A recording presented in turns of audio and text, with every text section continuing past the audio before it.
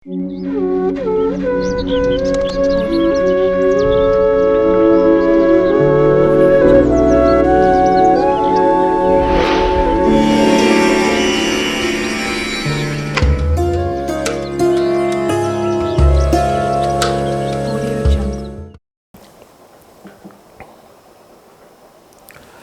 రాశి వారు ఈ కార్తీక మాస పోలి అమావాస్య రోజున ఎలాంటి విధులను పాటించాలో ఈ వీడియోలో సవివరంగా సంపూర్ణంగా తెలుసుకుందాం.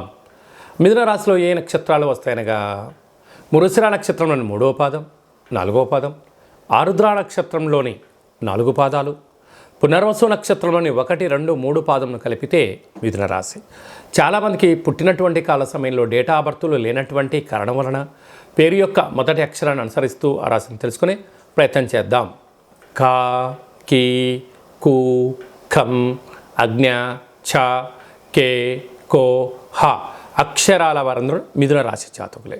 మిథున రాశి అధిపతి బుధ భగవానుడు. వీరికి 2వ స్థానంలో కుజుడు సంచారం చేయడము, కుజుడు నీచభంగ రాజయోగం కలడం వలన ధనపరమైనటువంటి దయచేసి అప్పులు ఇవ్వద్దు, అప్పులు తెచ్చుకోవద్దు, స్థిరాస్తులు చరాస్తులను కాపాడుకునే మానవ ప్రయత్నం చేయగలగాలి.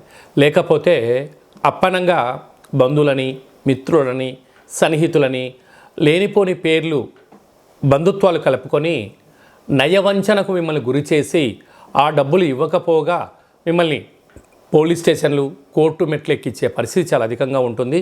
తస్మాత్ జాగ్రత్త. అర్ధాష్టమ కేతు. కాకపోతే మిథున రాశి వారి అదృష్టం ఏంటంటే బుధుడు రాశాధిపతి అవ్వడం వలన ఈరోజు ఏంటి, రేపేంటి, భవిష్యత్తు ఏంటి అనేది ఎప్పటికప్పుడు లెక్కలు చేసుకుంటూ ఉంటారు.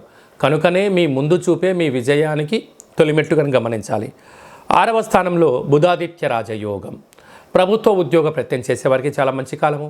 నూతన పెట్టుబడులు, వ్యాపారాలు, సంస్థలు, ఆకర్షణీయమైనటువంటి లోన్స్ మీకు రావడము, గతంలో ఉండబడిన కష్టానికి ఫలితం మంచి కాలం అని చెప్పి భావించగలగాలి. నూతనమైన వాహనాలు, బంగారు ఆభరణాలు, ఫోన్లు, ల్యాప్టాప్లు, విలువైన వస్తువులు, విలాసవంతమైన జీవితం గడపడానికి మిథున రాశి వారికి ఇది చాలా మంచి కాలము. అలాంటి ఆస్వాదించబోతున్నారని చెప్పి గమనించాలి. భాగ్యస్థానంలో శని, రాజ్యస్థానంలో రాహు సంచరించడం వలన మీ యొక్క హార్డ్ వర్క్, మీ యొక్క నీతి, నిజాయితీ, ధర్మము, యజ్ఞము, యాగమే మీకు మరొక మైలురాయిని మీరు అధిగమించబోతున్నారని చెప్పి గమనించాలి. వ్యయంలో గురువు సంచారం చేయడం వలన కొద్దిపాటి సత్కర్మ చైవ సత్ఫలిత, దుష్కర్మ చైవ దుష్ఫలిత అన్నట్టుగా గతంలో మీరు చేసిన మంచి ఫలితం వలన ఇప్పుడు గడ్డు కాలంగా ఉన్నను వాటి విజయానికి తొలిమెట్లు వేసే అవకాశం భగవంతుడు మీకు ఇవ్వడం జరుగుతూ ఉంటుంది. కనుక ఇప్పుడు కూడా మీరు మౌనం, ధ్యానం, ఏకాగ్రత, కార్యక్రమాలను సత్సంగంలో పాల్గొనడం వలన రాబోయే కాలం అంతా కూడా మిథున రాశి వారికి సువర్ణ యుగమే అని చెప్పి గమనించాలి.